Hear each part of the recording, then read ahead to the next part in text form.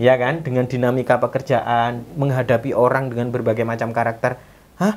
Masalah seperti ini? Iya. Saya pernah lebih berat di organisasi. Iya, betul-betul itu juga maksudnya saya alami di sekolah. Di juga. sekolah, di dinamika pekerjaan gitu. Di dinamika pekerjaan saya kan juga membawai guru-guru dan juga dendik yang karakternya berbeda. Jadi saya juga kalau menegur juga ya ada caranya. Nah, itu saya juga dapatkan belajarnya dari organisasi.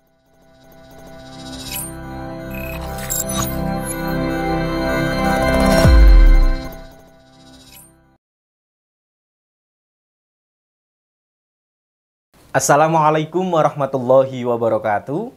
Warga Nadine dimanapun berada, alhamdulillahirabbil alamin. Pada kesempatan hari ini spesial Harla Ikatan Pelajar Putri Nahdlatul Ulama, saya sudah menghadirkan seorang narasumber rekanita yang sangat luar biasa di Kabupaten Mojokerto yang akan berbagi informasi dan pengalaman kepada kita semuanya. Siapakah beliau? Beliau adalah Rekanita Nur Afni Aulia. Assalamualaikum. Waalaikumsalam. Bagaimana kabarnya Mbak Nia? Sehat? Alhamdulillah sehat. Ya, alhamdulillah hari ini ya tambah apa ini? Tambah subur. Baik warga Nadine dimanapun berada, hari ini saya akan ngobrol-ngobrol dengan Rekanita Nia. Ya, akrabnya dipanggil seperti itu karena kalau di IPPNU itu dan IPNU itu panggilan akrabnya adalah Rekan dan Rekanita. Nah, setelah minggu lalu saya menghadirkan Rekan Muhammad Sofiuddin, mantan alumni Ketua IPNU Kabupaten Mojokerto. Hari ini saya menghadirkan seorang yang luar biasa juga, yakni Rekanita Nia, yang mana beliau ini juga pernah menjabat sebagai Ketua IPPNU Kabupaten Mojokerto. Tahun berapa itu Mbak Nia? 2019 sampai 2020. Oke, 2018 berarti ya? Ya, 2018. 18, 2020. 19 ke 20. Jadi lupa ya. Wah, iya ya. 2018. Saya kebanyakan sama anak. Jadi saya sudah lama nggak berorganisasi ya. Jadi sudah lupa gitu ya. Oke, 2018 2020 ya. Baik, berarti kalau saya lihat dari periodisasi organisasi setelah Rekanita enggak dong. Kan 2020 aku awal kan 2020 awal menikah. Itu masih berorganisasi sampai 2021, berarti 19 sampai 21. Yakin? Iya, itu. 19 2021. Iya. Nanti coba kita kulik ya. Ya, nanti kita kulik. Wah, ini gimana ya kan? Kemarin Mas Sofi itu bilangnya 2016, 2018. Berarti secara periodisasi, kan? Berarti secara periodisasi Mbak Nia ini 2018, 2020 ya. Gitu ya. Meskipun 2020 masih itu kan waktu itu Mas Sofi akhir tahun. Akhir tahun. Tanggal 1 kan. Masuknya tanggal 1. Jadi SK-nya keluar itu tanggal 1. Jadi berdasarkan SK ya? Iya, betul. Oke, siap. Berarti setelah Rekanita Lailatul Badriyah ya. Oke. Baik, Mbak Nia dulu awal masuk ke IPPNU itu siapa yang ngajak? Atau misalkan keinginan sendiri atau bagaimana gitu? Gini, awal itu ada yang ngajak dong. Oh, ada yang ngajak, pasti ya? Iya. Pengkaderan itu pasti ada yang ngader gitu? Diajak teman dari MI, teman MTS, terus teman ngaji di TPG, desa. Di desa. Di desa. Nah, terus kemudian diajak. Tapi anehnya yang ngajak itu malah nggak aktif. Kadang ada memang seperti itu ya, yang ngajak malah nggak aktif. Iya. Jadi awalnya tuh diajak, pertama kali saya ikut itu di PAC Suko. PAC Suko. Itu kegiatan konferensi tahun 2012. Oh, 2012. Iya kok, 2020 ya. 2012 itu pertama kali saya ikut di Ancapnya Suko. Oke, 2012 awal ikut di konferensi anak cabang IPPNU Kecamatan Suko. Berarti Mbak Nia ini berasal dari Suko ya? Iya. Kader asli Suko. Nah, mungkin pada kesempatan hari ini rekan-rekanita PAC Suko yang hadir pada kesempatan hari ini, inilah alumni kalian gitu ya, yang saya undang pada kesempatan hari ini. Dan bangga ya sama iya. Kalau istilahnya yang ngajak ini siapa, Mbak Nia? Yang ngajak itu namanya Lala. Oh, Lala. Teman seangkatan juga ya? Iya, teman seangkatan, teman sekolah. Nah, waktu itu diajak karena dia kan awalnya tuh dia di Banjari. Oh gitu. Nah, berarti awalnya dari organisasi Banjari. Kan gitu. anak-anak Banjari kan juga anak-anak IPENU, anak IPPNU. Oh. Terus habis itu karena saya tiap hari mainnya sama si Lala ini, akhirnya diajak gitu. Terus ya sempet itu saya tuh nggak ikut. Karena kan waktu itu masih SMA nih. SMA 2012 ya? Iya, masih SMA kelas 3 sih. Nah, kita kan mikirnya masih mencari kesenangan ya. Oh iya. Nah, kan anak-anak sekolah kan masih mikirnya, aduh ngapain sih tiap minggu acara, setiap minggu acara. Seakan-akan nggak ada kesempatan untuk libur ya. gitu ya? Dengan waktu itu masih booming-boomingnya ke Pacet itu. Oh, ke tempat wisata. Benar. Nah, jadi sempat nggak ikut karena merasa pertama bosen juga, kedua Nggak ada waktu untuk nggak ada liburan. waktu, merasa nggak ada waktu untuk berlibur atau apalah gitu. Akhirnya 1 tahun kalau nggak salah itu. Terus habis itu diajak lagi sama teman-teman. Nah, alhamdulillahnya waktu itu senior dulu itu kan belum ada WA nih. Belum. Masih SMS. Saya tuh masih ingat, saya tuh diajaknya melalui SMS. Jadi setiap hari itu di SMS dikasih tahu, ayo ikut acara ini. Nah, terus diingatkan lagi besok ada acara ini, rapat ini. Walaupun saya tuh nggak panitia ya, artinya bukan panitia, bukan yang penyelenggara acara, bukan pengurus harian, bukan pengurus dari inti. Saya tuh selalu diajak rapat. Oh, walaupun gitu. saya tuh nggak tahu ini rapat ngapain ya. Waktu itu kan awam tentang organisasi. Nah, cuma saya ikutin terus walaupun saya tuh nggak tahu ini tuh organisasinya ngapain. Jadi benar-benar dari nol ya, nggak tahu visi misi organisasi itu apa. Nggak tahu sama gitu. sekali. Organisasi itu rentetannya itu seperti apa juga nggak tahu. Terus kemudian saya di sini itu jadi apa dan juga nanti belum dapat tahu. apa juga nggak tahu ya. Yang penting orang-orang itu kan waktu itu karena keistiqomahannya ngumpul, walaupun cuma ngumpul makan mie, tapi setiap hari. Ngumpul itu setiap hari. Oh, ngumpulnya itu hampir tiap hari gitu ya. Seakan-akan mengisi waktu luang ya. Iya. Hampir setiap hari ngumpul. Akhirnya kita tuh karena deket ya. Ada chemistry-nya tuh dapet, terus jadi Kak merasa komunikasinya juga nyambung. Walaupun waktu itu nggak ada WA benar. Tapi karena kita tiap hari ketemu, akhirnya saya mengenal orangnya terlebih dahulu sebelum organisasinya. Baru mungkin kalau saya amati, kalau sekarang saya rasa ternyata senior dulu itu mengenalkan chemistry-nya dulu. Chemistry, gitu. Artinya ngumpul bendino, tapi habis itu saya tahu ini tuh tujuannya untuk membangun kenyamanan gitu ya. Akhirnya saya enjoy karena di situ teman-teman semua, karena saya merasa nyaman dengan orang-orangnya. Jadi nyaman dengan orang-orang yang ada di dalam organisasi itu. Iya, jadi enjoy, saya tiap hari ikut. Terus akhirnya saya lama-lama nggak mikir yang tadi liburan itu. Oke. Karena tiap hari ketemu sama siap. Berarti ini opening awal dari Mbak Nia ya. Ya, ini bisa kita garis bawahi bahwasanya ketika kita ikut organisasi itu pasti ada juga kok orang yang gabung di IPENU dan IPPNU ini dari berbagai macam latar belakang dan niatan gitu ya. Tapi meskipun nanti di tengah perjalanan atau di sepanjang perjalanan ini kita harus tetap belajar agar paham benar apa sih sebenarnya visi misi daripada IPENU dan IPPNU. Baik, sebelum saya lanjut tanya-tanya ke Mbak Nia, bagi informasi sedikit dong kepada warga Nadine yang mungkin pada kesempatan hari ini menyimak kita tapi belum tahu apa sih Mbak Nia sebenarnya IPPNU itu gitu. Oke. IPPNU kalau bagi saya itu IPPNU bagi saya itu segalanya. Artinya, yang membuat saya hari ini seperti ini itu tidak lepas dari saya di IPPNU. Nah, jadi IPPNU itu sangat luar biasa, sebuah wadah yang dimana kita bisa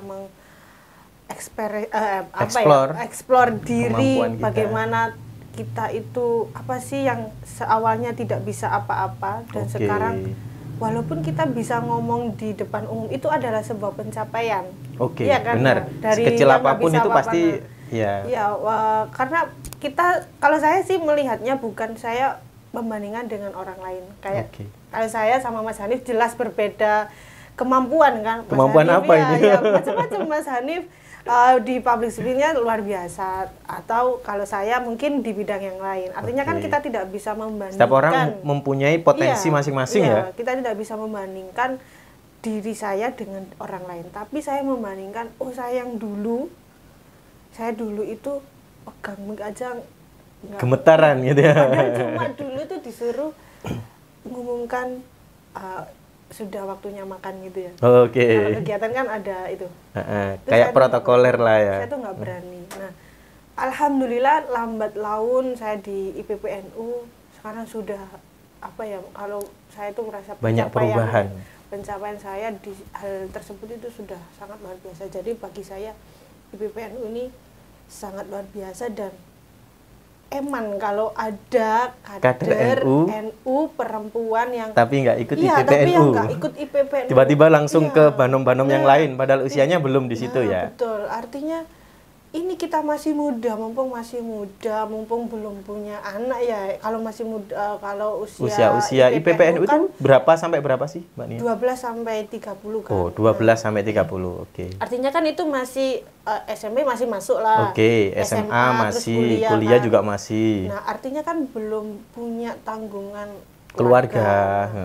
Nah, itu sangat momen-momen emas bagi remaja untuk mengeksplor tadi. Nah, melalui IPPNU. Karena IPPNU tidak melulu hanya kegiatan agama, karena kita tahu NU kan organisasi identik Islam, dengan amalia, tradisi gitu betul. Ya. Tapi di situ banyak sekali ada tentang kegiatan public speaking, ada kesenian, dan ada tentang yang kayak keputrian gitu loh. Nah, itu kan berhubungan dengan bekalnya anak perempuan ketika nanti berkeluarga itu apa ya? Yang kodratinya seorang perempuan itu harus seperti apa sih sebenarnya gitu ya? Itu juga ada seperti itu. Nah, jadi bagi saya sih IPPNU segalanya sih. Gitu. Mengulik dari Harla IPPNU. Kalau IPNU kemarin ketika saya ngobrol dengan Mas Sofi, IPNU ini kan sekarang sudah mencapai usia 68. Nah, kalau yang IPP ini kan 67. Kok bisa seperti itu, Mbak Nia? Mungkin mengulas sedikit lah, kenapa kok bisa berbeda ini usia? Berarti lahirnya lebih dulu IPNU ya? Lahirnya dulu IPNU. Nah, kalau sejarah dulu mungkin awalnya kan ada IPNU dulu. Nah, waktu itu, jadi perempuan juga boleh dong bersuara, perempuan juga perlu ada wadah gitu ya. Perempuan berhak dong untuk mengembangkan diri, potensinya, potensi diri, dan juga di bidang atau yang dinaungi NU seperti itu. Jadi dari dasar itulah, dari dasar perempuan juga berhak untuk menjadi pemimpin, perempuan juga berhak untuk mengasah kemampuan, perempuan juga berhak untuk mengeksplor itu tadi. Nah, jadi dibentuklah IPPNU, wadah NU untuk remaja putri. Ikatan Pelajar Putri Nahdlatul Ulama. Oke. Baik, Mbak Nia, ngobrol soal perempuan, ngobrol soal hambatan-hambatan yang sering dialami oleh seorang perempuan dalam mengembangkan potensi dirinya. Nah, tentu kalau kita lihat era milenial seperti saat ini, di mana generasi muda kita, terkhusus anak-anak perempuan ini kan sering ya, yang kadang itu tidak memiliki kesempatan untuk mengembangkan karirnya, untuk mengembangkan potensi dirinya. Nah, saya kembalikan ke pengalamannya Mbak Nia dulu. Mbak Nia ini kan sebagai Ketua PC IPPNU Kabupaten Mojokerto. Nah, dulu ada nggak sih Mbak Nia hambatan atau misalkan kesulitan-kesulitan dalam memimpin sebagai seorang perempuan gitu? Ya, hambatan pasti ada ya. Tidak mungkin organisasi tanpa hambatan ya. Betul. Kebetulan saya itu ketua dari PAC. Oh, berarti memang berprosesnya dari bawah ya, sama seperti Mas Sofi kemarin juga. Dari awalnya sih dari sekretaris PAC, kemudian ke ketua PAC. Di PC pun sama, dari sekretaris ke ketua. Hambatan itu pasti selalu ada, dan itu kalau menurut saya kalau tidak ada hambatan, organisasinya itu yang perlu tidak ada seninya. Ya. Itu yang membuat. Nah, kalau saya ini sih saya flashback, oh ternyata segala sesuatu hambatan itu yang ternyata yang membuat hari ini saya tuh lebih enjoy kalau ada problem apa itu lebih cepat untuk menyelesaikan. Nah, hambatan itu banyak dari segi, karena kan gini, Kalau IPNU dan IPPNU itu kan berjalannya bersama. Oke, bersama. Nah, beda kalau Fatayat sama Ansor kan memang jenjang sudah usianya berbeda, sama, tapi jalannya sendiri-sendiri. Kalau di IPNU dan IPPNU itu kan kita jalannya sama. Artinya di situ ada ketua yang di perempuan dan ketua di laki-laki. Nah, artinya kita juga harus menyelaraskan visi misi internal ketua. Antar ketua IPNU dan ketua IPPNU agar bisa berjalan beriringan iya, ya. Betul. Nah, jadi itu tantangan juga dan kadang juga beda persepsi, beda ide. Cuma itu tidak menjadi halangan juga bahwa kita beda, tapi kita beda. Jadi kita nggak bisa jalan bersama nih, bukan. Artinya segala sesuatu bisalah kita bicarakan. Nah, terus hambatan juga kalau dari internal saya. Waktu kalau di PC, kebetulan kan saya juga kepala sekolah di SD Asyarif. Oke, jadi sekarang Mbak Nia ini seorang kepala sekolah ya? Wah, luar biasa, keren nih. Kader IPPNU yang endingnya sampai bisa menjadi seorang kepala sekolah di SD Islam Asyarif. Di mana itu Mbak Nia? Di Merangkal, Suko sini. Oh, di Merangkal. Itu kebetulan juga sekolahnya miliknya Ibu Ida Fauzia yang tidak lain adalah pembina IPPNU Kabupaten Mojokerto. Kabupaten Mojokerto, Bu Ida Fauzia, Menteri Ketenagakerjaan. Wah, itu kader yang luar biasa dari Suko ya. Betul. Dari Suko, Ketua PC IPPNU juga, dan betul. Pemilik SDI Asyarif. Oke. Jadi sama-sama barengan juga. Jadi waktu itu saya terpilih menjadi ketua. Selang 1 minggu saya diutus untuk di kepala sekolah, artinya Masya Allah, bebarengan. Mungkin barokahnya IPPNU juga ya? Antara barokah sama astagfirullah. Istilahnya ada was-was gitu ya? Iya, artinya menjabat ketua PC IPPNU Kabupaten Mojokerto, tapi juga mendapatkan amanah menjadi seorang kepala sekolah. Artinya itu dua leader gitu ya? Waktu, tenaga, dan pikiran itu sangat terkuras. Nah, kalau di PC kan lingkupnya luas, dari 18 kecamatan. Kecamatan, benar sekali. Dan juga waktu itu saya ada satu PKPT, terus di tengah perjalanan ketambahan PKPT lagi yang di Uluya. Di Uluya. Nah, artinya kan saya harus mengakomodir atau mendampingi seluruh PAC itu ya, agar dia ini tetap menjalankan, tetap aktif. Nah, kalau di BAC mereka ada kegiatan secara istiqomah aja sudah alhamdulillah kan ya. Iya, benar sekali. Nah, itu artinya menunjukkan hidupnya dinamika dalam organisasi ya. Tantangannya juga karena kita harus mobilitasnya antar kecamatan. Nah, benar, dari satu kecamatan ke kecamatan yang lainnya. Naik sepeda motor ya. Naik sepeda, hujan-hujan. Dari Pacet hujan, kita dari Pacet terus ada undangan lagi ke Ndawar, dari Pacet kita basah. Dari Ndawar udah kering. Nah, tapi apa ya, waktu itu sih kita enjoy. Dijalani dengan enjoy gitu ya. Karena mungkin karena niatan utama demi NU gitu ya. Padahal itu orang, kalau saya cerita di rumah ya, waktu itu ditanya sama orang tua, terus saya cerita gitu, kok lalar gawe gitu. Artinya kok sakmunune gitu. Bang, itu kok Pacet ning Ndawar iki lho. Adoh gitu. Iya. Ya, tapi kita yang menjalankan itu karena enjoy, karena cinta organisasi karena terlalu, ya. Karena cintanya dan bentuk tanggung jawab. Nah, tanggung jawab itu kan penting. Jadi semua hambatan itu walaupun ada dan walaupun berat, tapi kita bisa melalui gitu. Iya, benar sekali. Jadi tantangannya sama dengan persepsi orang tua juga ya. Iya. Tapi alhamdulillah apa ya istilahnya, ketika berjalannya waktu ini, lama-kelamaan keluarga juga menerima ya. Iya, memang betul. itu tanggung jawabnya, memang amanahnya gitu ya.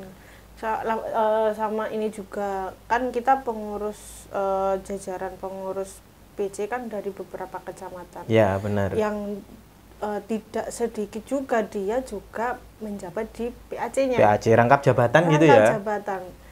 Jadi ya, mau nggak mau kalau dia ada di PAC, saya nggak bisa memaksa dia untuk hadir di situ, karena nanti sama halnya pimpinan cabangnya kayak tidak ada wakilnya gitu ya.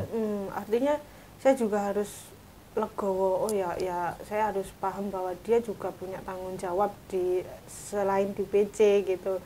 Terus belum lagi karena banyaknya pengurus itu dan memiliki karakter yang berbeda-beda, karena kan ini PC loh gitu. Artinya setingkat kabupaten iya, gitu setingkat ya. kabupaten kita harus bersikap profesional ketika berhadapan dengan PAC, walaupun kita ada problem apapun jangan sampai lah PAC itu tahu gitu. Tahu pun ya jangan sampai kita merasa kita itu berat gitu. Nah, prinsip saya sih ini sih, kalau saya waktu mendapat amanah jadi ketua ataupun waktu itu jadi sekretaris, saya tuh nggak pernah berpikir bahwa saya tuh berat, saya tuh mau mundur. Insya Allah saya nggak pernah berpikir saya tuh mau mengundurkan diri dari jabatan yang saya emban. Walaupun berat, malah justru saya, wah wis nang ayo kita segera bergerak. Artinya bukan yang ayo asal bergerak bukan. Kita kan ada program kerja. Program kerja bulan ini, ayo kita laksanakan. Bulan depan apa, ayo kita laksanakan. Sehingga kita tuh biar nggak terasa berat gitu loh, karena kita sudah menjalankan, bergeraknya sesuai dengan apa yang sudah direncanakan. Iya, gitu ya. Jadi biar kita juga merasa tanggung jawab selesai dengan baik, dan juga bisa segera berakhir dengan husnul khatimah. Husnul khatimah. Husnul khatimah di sini yang dimaksud adalah berhasil menjalankan apa yang sudah direncanakan di dalam program kerja. Baik itu sedikit hambatan ya yang dialami oleh Mbak Nia dulu, mulai dari chemistry, mulai dari harus dari satu daerah ke daerah yang lainnya. Itu sebenarnya bukan hambatan sih.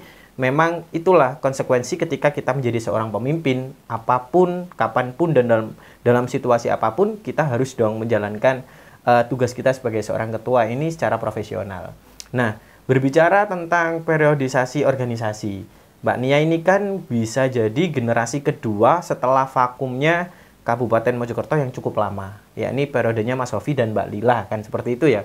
Berarti setiap organisasi ini kan pasti punya hambatan yang berbeda-beda, kan seperti itu. Nah, pernah nggak sih Mbak Nia dulu ketika sampean menjabat seorang ketua sampai ada yang harus sampean korbankan? Misalkan mungkin kan ada nih cerita dari rekan-rekan kita, ada yang sampai mengorbankan kuliahnya, ada yang sampai mengorbankan karirnya di luar NU seperti itu. Apakah Mbak Nia pernah mengalami itu? Ini sih kalau saya yang saya korbankan lebih ke keluarga. Keluarga maksudnya bagaimana ini? Saya itu kan sejak di PAC ketua itu kan yang luar biasa kegiatannya ya. Hampir setiap minggu. Kemudian di PC saya di sekretaris, ya mau nggak mau harus mendampingi ketua. Belilah waktu itu kemana-mana, hampir setiap Sabtu Minggu. Habis itu saya jadi ketua, artinya itu 1, 2, 3, 4, 6 tahun. Oh, 6 tahun. 6 tahun kan. Iya, karena memang 3 periode ya, 6 tahun. Nah, di 6 tahun inilah saya jarang sekali, artinya itu kegiatan keluarga saya itu ikut. Kayak kumpul dengan keluarga gitu ya. Jarang, karena ya karena kita sudah punya tanggung jawab gitu. Jadi ada di keluarga acara apa saya jarang ikut kumpul, jarang ikut membantu gitu sih. Nah, akhirnya di titik saya ibu saya meninggal itu pun. Nah, di tahun berapa itu Mbak Nia? 2018. Waktu itu saya masih di sekretaris. Cuma artinya saya tuh masih mudah-mudahan saya mengorbankan waktu saya untuk NU, menjadi ladang amal ibadah ya untuk ibu saya. Amin amin. Artinya sampai ibu saya meninggal pun saya tuh waktu itu sedang ada di PC. Masya Allah. Mau ada acara yang di Jatirejo kalau nggak salah itu. Saya habis dari sekolah, kita kan persiapan logistik untuk dibawa ke Jatirejo. Nah, jadi saya dikabari ibu saya yang meninggal pun saya posisi lagi ngurusi acara Hipmi PPNU, posisi di PCNU. Seharusnya kan itu waktu itu pukul 4. Nah, sedangkan saya pulang pukul 4:30 sih. Sedangkan waktu itu kan saya pulang dari sekolah kan jam 4. Kalau saya waktu itu pulangnya langsung, itu insya Allah masih mengikuti lah yang ngikut. Tapi karena saya waktu itu setiap hari pulang dari ngajar atau dari sekolah selalu ke PCNU karena memang tanggung jawab itu tadi ya. Tanggung jawab, terus kemudian sekedar menengok gitu gimana teman-teman. Jadi itu sih yang menurut saya pengorbanan yang paling saya, kalau sekarang tuh ya kalau eman juga enggak juga sih, kalau bukan eman, bukan lebih ke eman sih, tapi saya selalu berdoa ya mudah-mudahan segala sesuatu yang saya korbankan waktu itu sehingga saya tidak bisa melihat ibu saya terakhir waktu itu menjadi catatan ibadah ya, amal ya, iya, untuk amal yang beliau, untuk ibu saya juga itu sih. Jadi kalau pengorbanan uang itu menurut hal saya yang biasa ya, insya Allah ya. saya nggak bisa lah, saya uang nih sekian ya, itu bukan apa-apa ya, artinya kan ya nominal aja, uang kan bisa dicari lagi. Ya, padahal di IPENU IPB juga tidak digaji ya, tidak tapi digaji, kita tapi kita mengeluarkan. Tapi menurut saya nggak baik lah kalau menurut saya untuk kita hitung bahwa pengorbanan saya uang bukan. Saya pernah jual ini, saya pernah itu ya itu. Terus kemudian kalau waktu ya pastilah waktu ya. Karena memang kan di dalam organisasi kita tidak mungkin lah harus menunggu waktu luang kita, tapi kita yang harus bisa meluangkan waktunya. Kalau kita menunggu waktu luang, saya rasa sampai kapanpun kita tidak akan pernah ada waktu untuk berorganisasi ya. Kalau kalau kuliah sih alhamdulillah saya waktu itu lulus tepat ya, tepat waktu ya. Oke, memang harapannya seperti itu. Bu siapapun, Bu Ida Fauzia, Abah Hafid, semua alumni pernah mengatakan bahwasanya IPENU IPPNU ini kalau bisa semuanya harus berjalan seimbang. Sekolahnya juga berprestasi, lulus dengan tepat waktu gitu ya. Dan kita juga sukses belajar menjadi seorang pemimpin di organisasi. Baik, saya juga cukup terharu mendengar apa yang telah dipaparkan oleh Mbak Nia tadi. Berarti sampai segitunya ya, saking tanggung jawabnya sampai tidak ada waktu di keluarga itu, gitu. Sebelum saya jadi ketua PC ya, waktu itu ibu saya kan sudah meninggal. Ini saya ingat, cuma saya belum pernah cerita siapa-siapa. Baru ini. Jadi beberapa hari sebelum konferensi yang waktu itu kan saya sudah dikasih tahu Bu Lila nih, saya disuruh maju. Cuma saya bingung, masih bingung dalam artian bisa nggak ya. Nah, suatu ketika saya tuh tidur. Saya tuh mimpi ibu saya. Oh gitu, berarti didatangi lewat mimpi. Iya, mimpi ibu saya. Ibu saya tuh bilang gini, "Kak Popo, dilakoni pasti iso." Insyaallah. Gitu. Jadi saya artinya, nah mulai dari mimpi itulah saya tuh akhirnya yakin, oh ya paling iso lah, walaupun tahu perjuangannya Bu Lila sama Mas Sofi kan kayak gitu ya, artinya Masya Allah, artinya dari vakum berapa tahun itu setelah Bu Lila kan masih ada banyak PR. Iya benar. Banyak sekali PR. Karena tidak mungkin ya hanya bisa mendirikan gitu ya. Hanya mendirikan, kemudian penataan ini juga yang lebih sulit. Saya waktu itu mikirnya, wah kalau saya jadi ketua, PR saya ini menata, mendirikan, tapi menata bagaimana membangun chemistry antar kader gitu. Artinya itu, terus akhirnya yakinnya itu tadi, saya setelah mimpi, ibu saya bilang, ya nggak apa-apa, jalankan aja, pasti bisa. Itu baru yakin. Iya, siap. Berarti ini ya, mungkin ini perdana juga di podcast LTNNU. Nggak pernah tahu. Serius, saya juga nggak pernah tahu, siapapun juga nggak pernah tahu ketika beliau ini didapuk menjadi seorang ketua IPPNU, apa sih alasan mau, padahal di situ juga sudah disibukkan dengan berbagai macam aktivitas. Ternyata salah satunya adalah mandat dari orang tua juga ya. Setelah orang tua itu, setelah ibunda dari Mbak Nia ini sudah nggak ada, tiba-tiba seakan-akan mendatangi di mimpi dan ayo nggak apa-apa pasti bisa. Iya, nah, padahal posisi waktu itu masih kacau-kacaunya. Iya, masih kacau-kacaunya ya. Nah, inilah uniknya ketika kita mengikuti sebuah organisasi. Kebanyakan orang hanya melihat sisi luar dari kita, yang melihat capaian-capaian kita di dalam sebuah organisasi, tapi sedikit orang yang mau menengok ke belakang bagaimana perjalanan kita untuk bisa sampai di titik ini gitu ya Bu Nia ya. Mudah-mudahan ini menjadi sarana motivasi, menjadi sarana pembangkit semangat untuk kader-kader IPP saat ini yang sedang melihat podcast kita pada kesempatan hari ini. Baik Mbak Nia, berbicara tentang IPPNU era sekarang, bagaimana pendapat Mbak Nia tentang kepengurusan setelah Mbak Nia atau kader-kader IPP yang sekarang IPP lebih mudah loh ya. Kalau dulu harus SMS, harus antar undangan ke sana kemari seperti saya ketika bercerita dengan Mas Sofi kemarin. Tapi kalau saat ini IPP, insya Allah komunikasinya jauh lebih mudah ya. Ada WA, ada Instagram dan lain sebagainya. Pendapatnya Mbak Nia atau pesan-pesan Mbak Nia untuk kader-kader atau rekanita-rekanita yang ada di Kabupaten Mojokerto ini apa sih? Iya. Ada di Kabupaten Mojokerto ini apa sih? Iya. Kalau kader-kader hari ini dari mulai segi apa ya, fasilitas dari PCNU, terus kemudian support dari PCNU itu saya rasa sudah sangat support penuh kan, daripada dulu zamannya Mas Sofi itu masih harus nyunggek sampai ya kayak gitu ya. Terus zaman saya juga masih baru PCNU-nya berganti pemimpin gitu. Terus sekarang karena Yai Adim juga sudah sangat support penuh untuk IPNU dan IPPNU, saya rasa ini sangat-sangat apa ya, luar biasa lah jalan untuk kesuksesan IPNU IPPNU. Tinggal bagaimana kader-kadernya itu punya semangat. Oke, semangat ini ya yang paling penting ya. Semangat dan juga niatnya. Artinya semangat itu dia mau untuk berorganisasi bagaimanapun kondisinya. Itu.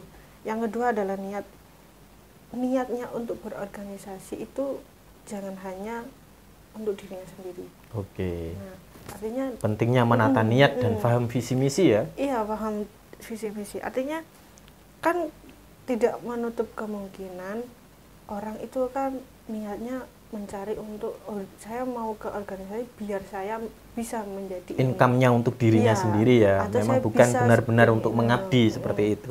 Nah, itu sangat apa ya, disayangkan, walaupun mudah-mudahan tidak ada lah kader yang sekarang seperti itu. Saya yakin kader kabupaten tidak ada seperti itu karena begitu luar biasanya kegiatan dan juga semangat mereka. Nah, jadi tinggal itu aja sih, dua, semangat dan juga niat. Mungkin niat dulu lah ya. Karena nanti dari niat sama semangat itu akan menata semuanya ya.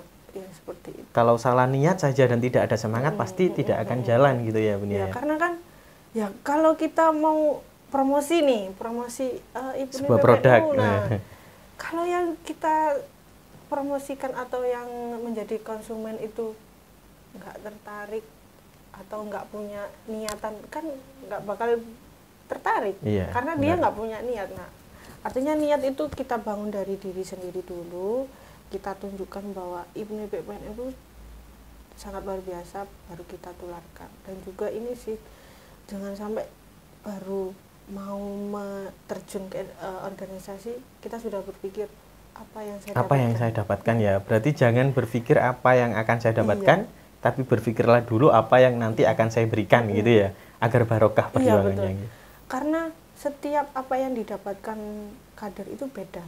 Nah, benar sekali. Beda-beda. Pencapaiannya juga akan berbeda-beda ya. Artinya gini, kita punya alumni yang sangat luar biasa kayak Bu Ida Fauzia itu kan dari IPPNU, terus ada Pak Hafid yang sekarang menjadi pengurus PCNU juga. Ada mantan Bupati Banyuwangi kan juga alumni IPNU. Kita itu mereka adalah tokoh-tokoh menjadi motivator kita. Tapi jangan sampai kita berpikir gini, aku tak melok IPNU ben koyo. Pokoknya harus jadi seperti beliau-beliau gitu aku ya. Aku tak melok IPNU ben koyo Bu Ida. Oh, gitu. Itu sudah salah lihat kalau menurut saya. Karena kalau kita nggak bisa seperti itu, nanti akhirnya jatuhnya kita menyalahkan organisasinya gitu ya. Karena terlalu ambisi dengan apa yang kita menjadi income kita gitu.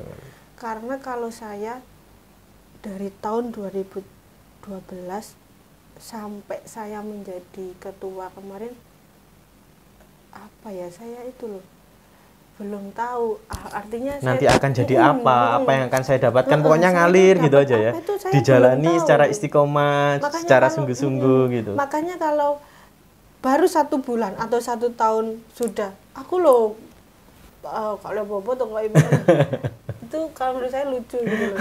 Lah dia aja belum maksimal gitu ya, belum tentu dia maksimal sudah mempertanyakan itu, karena baru 8 tahun loh saya baru saya itu ternyata sudah ada perubahan ya sejak tahun ke tahun dari awal. Padahal itu perubahannya hanya seputar public speaking gitu ya, percaya diri setingkat itu aja ya. Bisa ngomong dengan orang-orang yang menurut saya itu punya jabatan lah di pemerintahan. Itu sudah senang banget gitu ya. Karena kan nggak semua orang ya Iya, bisa benar. Itulah artinya Dijalani aja secara dijalani aja dulu. Kalau kita ikhlas, apapun melakukan, kan sesuatu yang baik akan kembali ke kita. Benar. Tanpa kita harus meminta, harus mohon gitu ya. Nah gitu sih kalau saya nggak. Iya, benar sekali. Alhamdulillah pada kesempatan hari ini kita sudah mendapatkan banyak informasi, mendapatkan banyak cerita dari seorang mantan ketua IPPNU atau demisioner IPPNU Kabupaten Mojokerto dengan dengan apa ya? Dengan berbagai macam pengalamannya gitu. Berarti memang ketika kita berorganisasi, alangkah baiknya kita tata niat kita sebaik mungkin, kita tata hati kita agar kita benar-benar berjuang sesuai dengan apa yang telah dipesankan atau diinginkan oleh para muassis Nahdlatul Ulama, terkhusus IPNU, IPPNU. Kalau saya merasa jangan pernah berpikir ingin menjadi sesuatu sih ya, dijalani aja nanti pasti Allah akan menunjukkan jalan yang terbaik untuk kita. Iya, saya aja jadi kepala sekolah juga tidak menyangka. Artinya dulu ya masa sih saya tuh baru lulus kuliah mau jadi kepala sekolah, nggak mungkin kan. Ya, harus proses dulu ya, guru dulu kan juga ya. Waktu itu saya berpikir ya saya mungkin output dari saya kuliah itu adalah mentok jadi guru. Saya nggak punya tidak pernah bayangan kepikiran jadi kepala sekolah gitu ya. Nggak pernah sama sekali kepikiran itu. Tapi alhamdulillahnya ternyata dari IPPNU inilah dan barokahnya para yai ya. Doanya para kiai. Akhirnya jadilah kepala sekolah yang saat ini. Walaupun berat ya bagi saya itu tetap barokah lah. Iya, benar sekali. Kalau kita ulas rasanya tidak cukup ya. Waktu yang sangat singkat ini untuk menceritakan suka duka dari perjalanan di IPPNU ini ya. Ya mudah-mudahan nanti para perempuan-perempuan yang ada di Kabupaten Mojokerto ini, khususnya para pelajar-pelajar NU, tidak enggan untuk bergabung di IPPNU. Jangan pernah takut dengan segala hal yang atau hambatan yang akan menerpa kita. Justru dari hambatan itulah yang membuat kita lebih dewasa ya. Kalau kita mau ngajak orang, kadang dia tuh minder duluan. Saya lo nggak bisa ngaji. Nah, saya lo nggak bisa justru malah di IPP ini belajar ngaji ya. Saya lo nggak bisa. Syukur-syukur dapat imam yang bisa ngajari ngaji. Bercanda. Saya lo pemalu. Kadang kan itu alasan yang banyak sekali orang sehingga nggak mau ikut organisasi. Karena takut tidak bisa ngaji. Jadi dia itu nggak pede dengan dirinya sendiri gitu loh. Padahal kan nggak seperti itu ya. Iya benar. Kegiatannya bermacam-macam ya. Tentu nanti mereka kalau sudah gabung pasti enjoy kayak seperti yang dikatakan Mbak Nia tadi.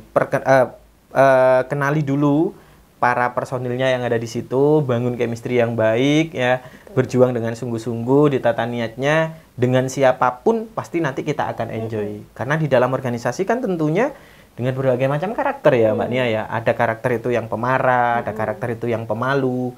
Tapi kalau saya sih merasanya seperti ini Mbak Nia.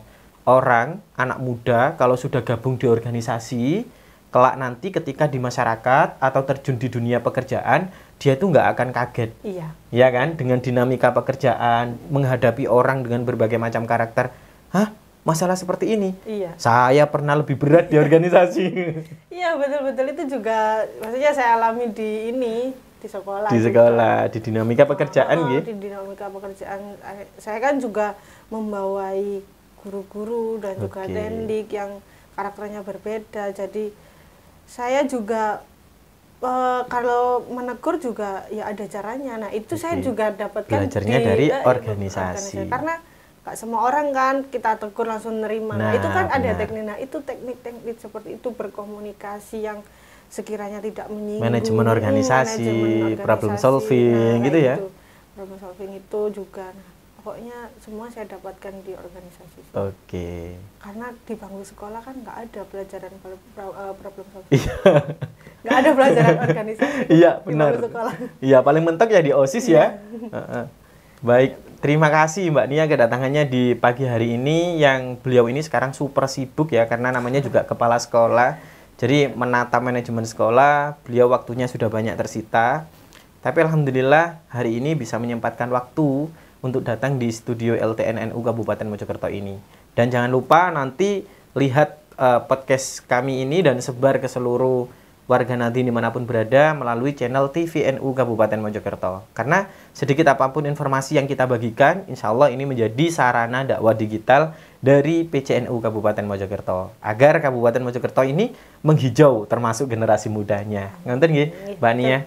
Mungkin pesan-pesan Mbak Nia untuk spesial Harla IPPNU ini untuk rekanita yang ada di Kabupaten Mojokerto. Atau menyapa dulu Mbak Nia untuk PAC yang ada di Kabupaten Mojokerto. Kan sudah lama nih nggak berjumpa gitu. Monggo silakan Mbak Nia. Halo rekanita sekalian IPPNU Kabupaten Mojokerto. Semoga semuanya tetap sehat, Amin. tetap semangat dalam berorganisasi. Wanita itu jangan hanya berpikir nanti ujung-ujungnya di dapur.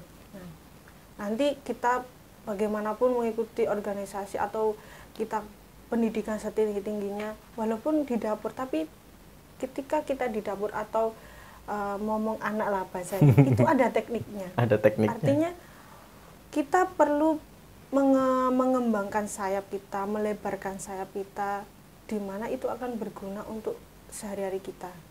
Bagaimana kita memanajemen waktu, memanajemen emosi kita juga, karena kan kalau wanita kan sensitif. Nah, itu sangat penting sekali untuk kehidupan sehari-hari. Jadi inilah kesempatan kalian, kalau kalian hari ini mengikuti IPPNU, bersyukurlah kalian sudah mengenal IPPNU, sudah gabung dan juga sudah berproses. Proses itulah yang paling penting. Jadi kalau kalian hanya sekarang belum tahu apa yang akan kalian dapatkan, tidak perlu mencari tahu, nanti akan tahu sendiri. Jadi semangat berorganisasi, mudah-mudahan semuanya mendapatkan barokah. Barokah itulah yang menjadikan pengantar hidup kita menjadi orang-orang yang insya Allah segala sesuatu akan mendapat ridho oleh Allah Subhanahu Wa Taala. Amin, amin, Allahumma amin. Jadi tetap menjadi wanita hebat, tetap menjadi wanita yang produktif. Wanita yang hebat, wanita yang produktif. Ya, seperti Mbak Nia ini sampai sekarang masih meskipun sudah purna dari PC IPPNU tapi masih menjabat di PW ya? Iya. Iya, di PW IPPNU Jawa Timur sebagai ini sih saya bagian di Litbang. Oh, di Litbang. Oke, mudah-mudahan Mbak Nia juga selalu diberikan kesehatan, kelancaran rezeki dan tetap menginspirasi gitu ya. Kami pada podcast hari ini mohon pamit undur diri. Kita ucapkan ucapan selamat Harla IPPNU untuk seluruh rekanita di Kabupaten Mojokerto. Kita akhiri dengan semboyan belajar berjuang dan bertakwa. Baik, saya dan Bu Nia pada kesempatan hari ini mengucapkan selamat Harla IPPNU yang ke-67. Selamat belajar, berjuang dan bertakwa. Kurang lebihnya mohon maaf. Terima kasih Mbak Nia. Sama-sama Mas Hadi. Wallahu muwaffiq ila aqwamit thoriq. Wassalamualaikum warahmatullahi wabarakatuh.